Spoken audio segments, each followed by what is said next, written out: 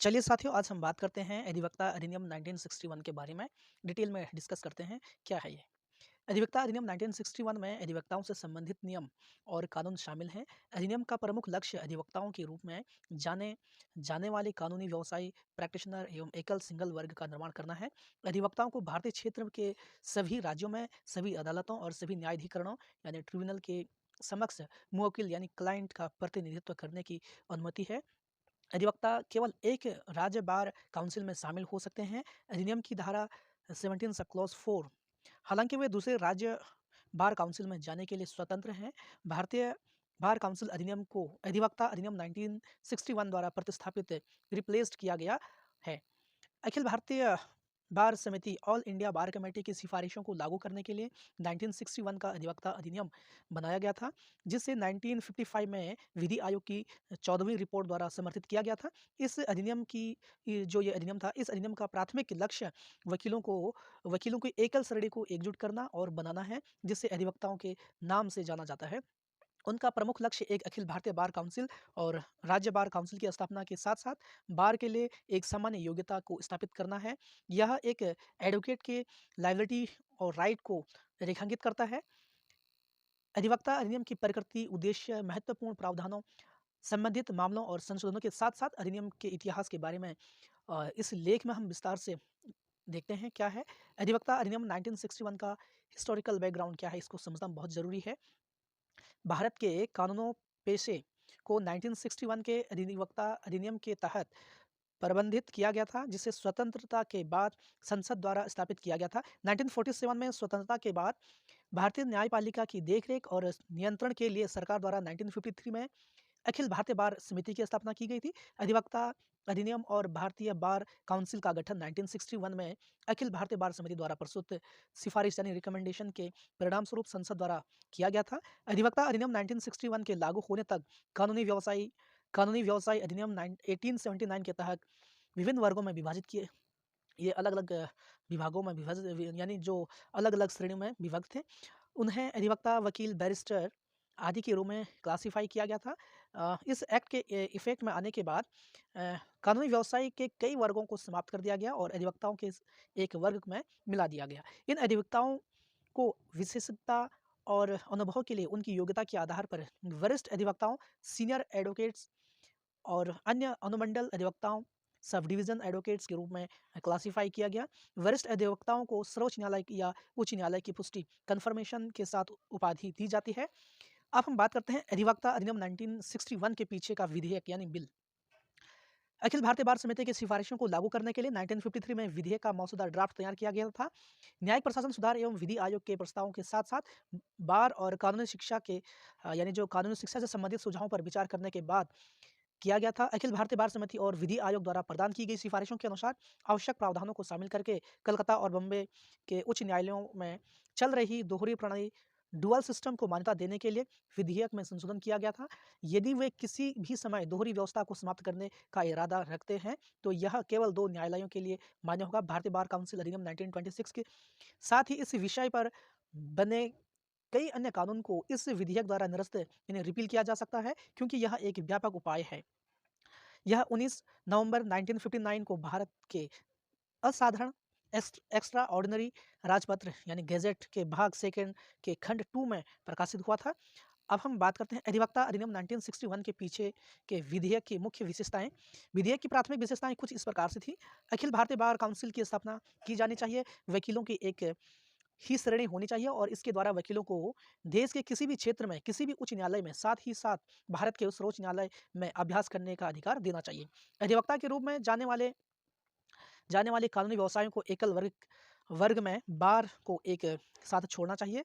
व्यक्तियों को अधिवक्ता के रूप में स्वीकार करने और उन्हें अधिवक्ताओं के रूप में योग्यता प्राप्त करने के लिए एक समान योग्यता की प्रक्रिया होनी चाहिए। उनकी योग्यता के अनुसार वरिष्ठ अधिवक्ताओं और अन्य अधिवक्ताओं को विभाजित किया जाना चाहिए और स्वायत्त यानी ऑटोनोमस बार काउंसिल की स्थापना होनी चाहिए, एक पूरे भारत के लिए और दूसरी प्रत्येक राज्य के लिए।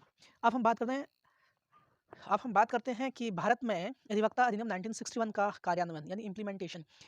19 मई 1961 को भारत गणराज्य रिपब्लिक के 12वें वर्ष में संसद ने अधिवक्ता अधिनियम 1961 पारित किया था।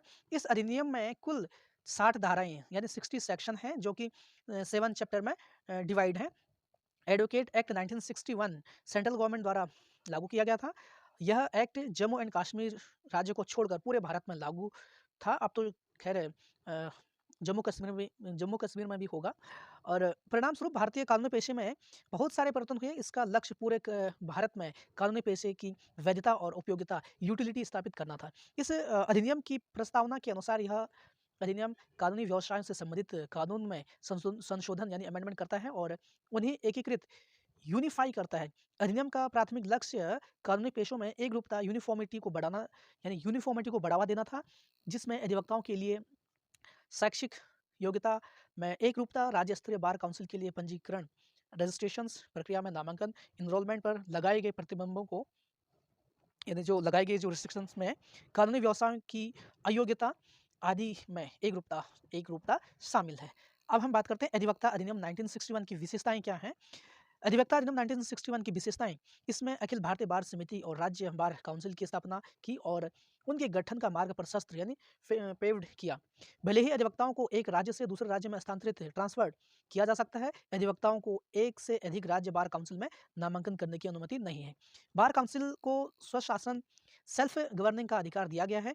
इसके अतिरिक्त अधिनियम के अधिवक्ताओं के लिए उन पदों पर काम करना संभव बना दिया है जो पूरी दुनिया में समान है, यानी जो पूरी दुनिया में इक्वल है। इसमें ऐसे प्रावधान भी शामिल थे जो सभी कानूनी प्रणाली से संबंधित सभी कानूनों को एक वर्ग या दस्तावेज में संगठित कंसोलिडेशन करने की अनुमति देते थे। राज्य और केंद्र दोनों कानूनों में बार काउंसिल के विभिन्न नियमों को लागू किया गया। अधिवक्ता नामक एक एकल शीर्षक ने कई शीर्षकों को प्रतिस्थापित किया जो पहले अधिवक्ता जैसे कानूनी व्यवसायी वकीलों को दिए गए थे। उनकी योग्यता, अनुभव और विशेषज्ञता के स्तर के आधार पर वरिष्ठ अधिवक्ता और अन्य अधिवक्ताओं को कानूनी व्यवसायी के रूप में नियुक्त किया जाता है।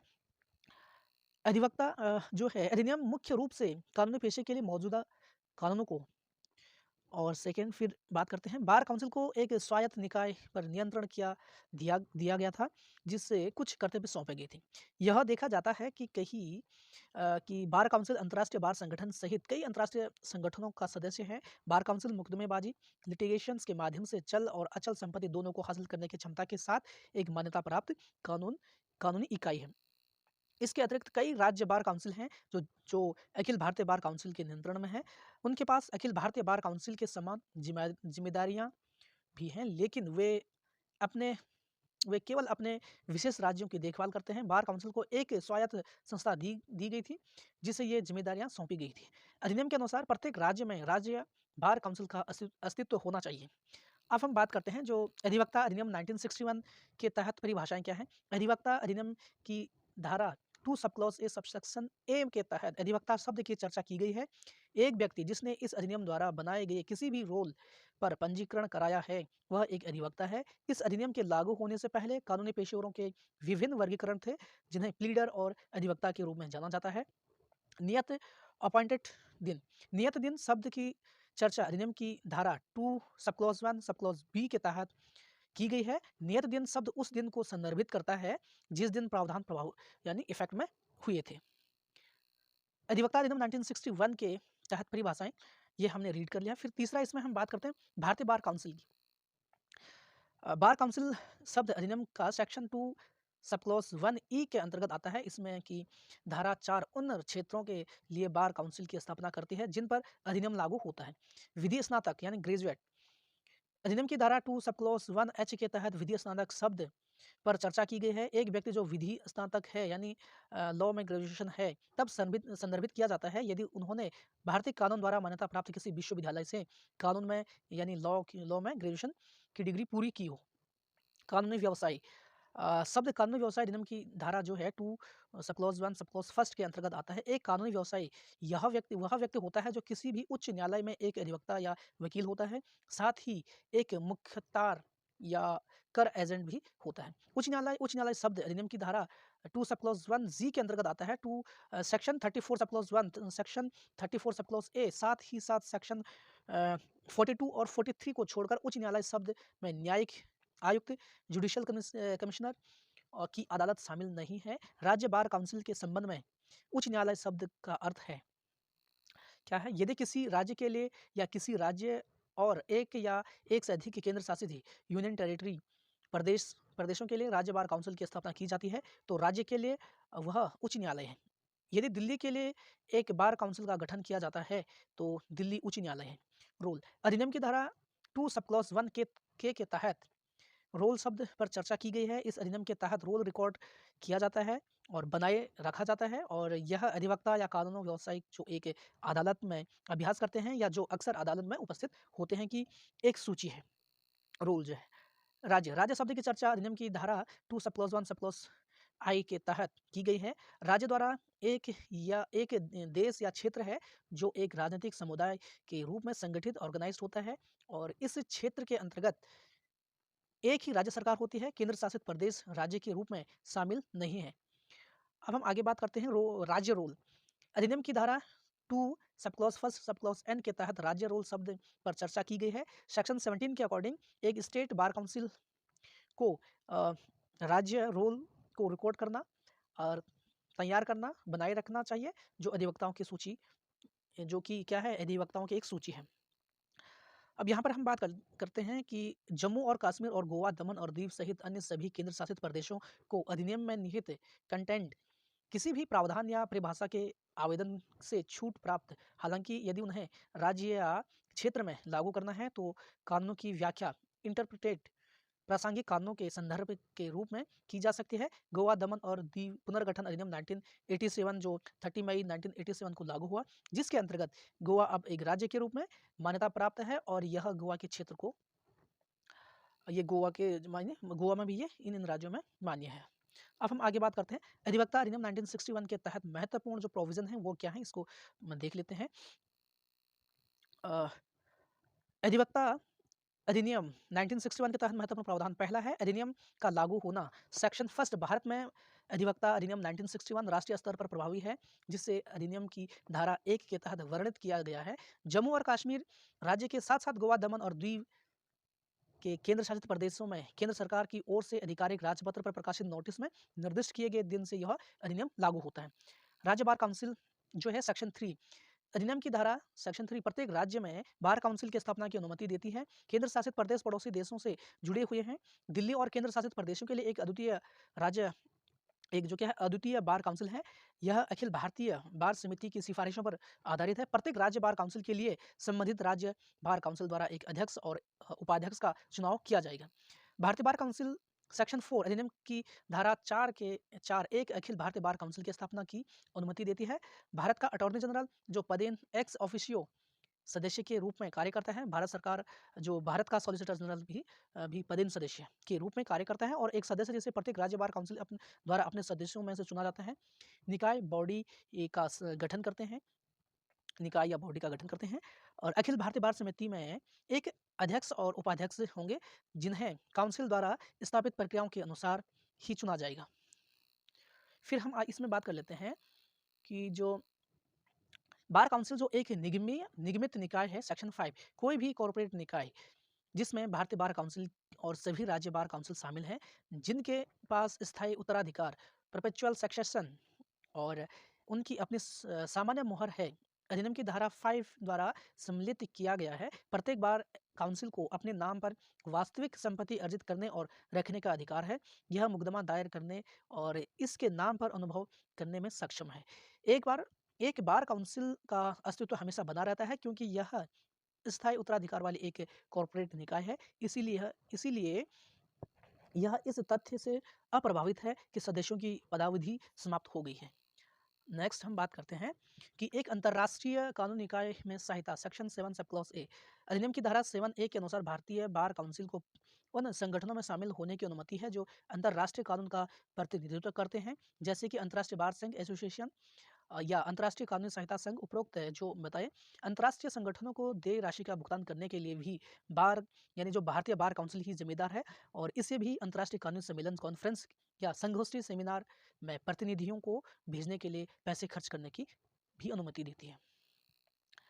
राज्य बार काउंसिल के तहत सदस्यों की पदावधि सेक्शन 8 अधिनियम की धारा 8 के अकॉर्डिंग राज्य बार काउंसिल के सदस्यों को चुनाव के परिणाम प्रकाशित होने के दिन से 5 साल की सेवा के लिए चुना जाता है। कार्यकाल समाप्त होने से पहले यदि राज्य बार काउंसिल अपने सदस्यों के लिए चुनाव कराने में विफल हो जाती है तो सरकारों जो हो जाती है तो कारणों की जांच करके भारतीय बार काउंसिल कार्यालय की अवधि का विस्तार करेगी। बशर्ते कि विस्तार 6 महीने की अवधि से अधिक ना हो और सदस्यों के कार्यकाल का विस्तार करके काउंसिल को सूचित किया जाएगा कि उसे सदस्यों के लिए एक नया चुनाव कराना होगा क्योंकि पिछले चुनाव कार्यकाल समाप्त होने से पहले नहीं हुआ था। अब हम बात करते हैं नेक्स्ट बार काउंसिल और समितियों द्वारा व्यापार का लेन then section 10 sub clause A. Section 10 sub clause A के अनुसार बार काउंसिल की बैठक अपने मुख्यालय हेडक्वार्टर में होती है और भारतीय बार काउंसिल की बैठक नई दिल्ली में होती है। इन काउंसिलों की बैठक कहीं भी हो सकती है लेकिन इनके औचित्य जस्टिफिकेशन को लिखित रूप में दर्ज किया जाना चाहिए। प्रासंगिक बार काउंसिल का मुख्यालय अनुशासनात्मक समिति को छोड़कर सभी समितियों की बैठकों का स्थान होना चाहिए। अनुशासनात्मक समिति अब से ऐसे समय और स्थान पर एक बैठक आयोजित करेगी जहां बैठकों में व्यवसाय करने के लिए भारतीय बार काउंसिल द्वारा स्थापित नियमों का पालन करना संभव हो। फिर बार काउंसिल के कर्मचारी सेक्शन 11 बार काउंसिल में कर्मियों की नियुक्ति से संबंधित है। प्रत्येक बार काउंसिल में एक सचिव सेक्रेटरी होना आवश्यक है। कार्यालय के कुशल एफिशिएंट संचालन के लिए आवश्यक लेखाकार अकाउंटेंट और अन्य कर्मचारियों को बार काउंसिल द्वारा नियुक्त किया जा सकता है। वरिष्ठ और अन्य अधिवक्ता सेक्शन 16 में वरिष्ठ अधिवक्ता के साथ साथ अन्य अधिवक्ताओं की चर्चा भी की गई है। भारत के सर्वोच्च न्यायालय या उच्च न्यायालय का मानना है कि यदि किसी व्यक्ति के पास वरिष्ठ अधिवक्ता की उपाधि प्राप्त करने के लिए कौशल विशेषज्ञता का या अनुभव है तो वे न्यायालय की स्वीकृति से साथ इसका उपयोग कर सकते हैं। अब हम राज्य बार काउंसिल अधिवक्ता के रोल को बनाए रखती है। सेक्शन 17 के अकॉर्डिंग यह राज्य बार काउंसिल की जिम्मेदारी है कि वह राज्य अधिवक्ताओं की सूची बनाए रखे। रोल में 2 भाग होते हैं। वरिष्ठ अधिवक्ता पहला भाग बनाते हैं जबकि अन्य अधिवक्ता जो है दूसरा भाग बनाते हैं। राज्य रोल रिकॉर्ड में प्रविष्टि एंट्री वरिष्ठता पर आधारित है। सेक्शन 17 सब क्लॉज 4 के अनुसार किसी भी व्यक्ति को एक से अधिक राज्य बार काउंसिल के रोल पर अधिवक्ता के रूप में सूचीबद्ध लिस्टेड नहीं किया जा सकता। नाम को एक राज्य से दूसरे राज्य में स्थानांतरित करना सेक्शन 18 के अनुसार कोई भी राज्य की बार काउंसिल से एक राज्य की बार काउंसिल से दूसरे राज्य में जाना चाहता है उसे भारतीय बार संघ नई दिल्ली को यानी जो नई दिल्ली को अखिल भारतीय बार समिति के नियमों का चैप्टर 3 और भाग 5 के फॉर्म सी नियम का उपयोग करके एक आवेदन जमा करना होगा। आवेदन की मुख्य सामग्री क्या है इसको देखते हैं। राज्य रजिस्टर पर आवेदक के नामांकन की प्रमाणित प्रति सर्टिफाइड कॉपी। आवेदक के खिलाफ कोई अनुशासनात्मक कार्यवाही नहीं चल रही है और राज्य बार काउंसिल के एक प्रमाण पत्र के मुताबिक स्थानांतरण आदेश देने पर कोई आपत्ति नहीं है जिसमें कहा गया है कि आवेदक के नामांकन को वापस नहीं लिया गया है और उन्हें उनके आवेदन की तारीख से ही अभ्यास करने की अनुमति है। सर्वोच्च न्यायालय के कुछ अधिवक्ताओं का नामांकन सेक्शन 20 अधिनियम की धारा 20 नामांकन के प्रमाण पत्र को संबोधित करती है। एक अधिवक्ता के नामांकन के लिए एक प्रमाण पत्र जारी किया जाएगा। प्रमाण पत्र राज्य बार काउंसिल की अधिकृत प्रारूप ऑथराइज्ड फॉर्मेट के अनुसार जारी किया जाता है। संबंधित राज्य बार काउंसिल को किसी व्यक्ति के स्थायी पत्ते में कोई भी परिवर्तन 90 दिन के भीतर सूचित किया जाना चाहिए। अब हम बात करते हैं नामांकन की अयोग्यता सेक्शन 24A अधिनियम की धारा जो 24A के अनुसार नैतिक अधमता मोरल एप्टीट्यूड से जुड़े किसी अपराध के लिए गिरफ्तार किया गया कोई भी व्यक्ति बार का सदस्य बनने के लिए अयोग्य है। यह तब तक लागू रहता है जब कारावास की समाप्ति के 2 वर्ष बीत चुके हों। यह आपको नामांकन करने से अयोग्य ठहराता है। सर्वोच्च न्यायालय के अनुसार यदि आपके नामांकन के पास अयोग्यता हुई है तो अधिवक्ता को बार से 2 साल की अयोग्यता पूरी करनी होगी। अधिवक्ताओं को कानून का अभ्यास करने के हकदार व्यक्तियों के एक वर्ग के रूप में मान्यता प्राप्त है। सेक्शन 21 अधिनियम की धारा 19 के अकॉर्डिंग एडवोकेट को केवल उन लोगों के एक विशिष्ट समूह के बीच मान्यता प्राप्त है जो कानून का आभास करने योग्य हैं। अधिवक्ता को कानून का आभास करने की अनुमति उस तारीख से दी गई है जिस दिन उन्हें केवल उस वर्ग के तहत नियुक्त किया गया था। अधिवक्ता का वकालत करने का अधिकार सेक्शन 30 अधिनियम की धारा 30 अधिवक्ता के रूप में वकालत करने के अधिकार को परिभाषित करती है। एक अधिवक्ता को इस कानून के तहत सभी अदालतों और न्यायाधिकरणों ट्रिब्यूनल के समक्ष पूरे क्षेत्र में कानून का अभ्यास करने का अधिकार दिया जाता है। अधिवक्ताओं के अलावा किसी अन्य को वकालत करने की अनुमति नहीं है। सेक्शन 33 में कहा गया है कि किसी भी अदालत में या किसी प्राधिकरण के समक्ष खुद का रिप्रेजेंटेटिव करने का अधिकार, खुद को रिप्रेजेंटेटिव करने का की अनुमति देने के लिए किसी को भी इस अधिनियम के तहत एक अधिवक्ता के रूप में नामांकित होना चाहिए। तो नेक्स्ट वीडियो में हम बात करेंगे राज्य बार काउंसिल के कार्य, यानी अधिवक्ता अधिनियम 1961 की धारा 6 में ये आता है, ये नेक्स्ट वीडियो में कवर करेंगे।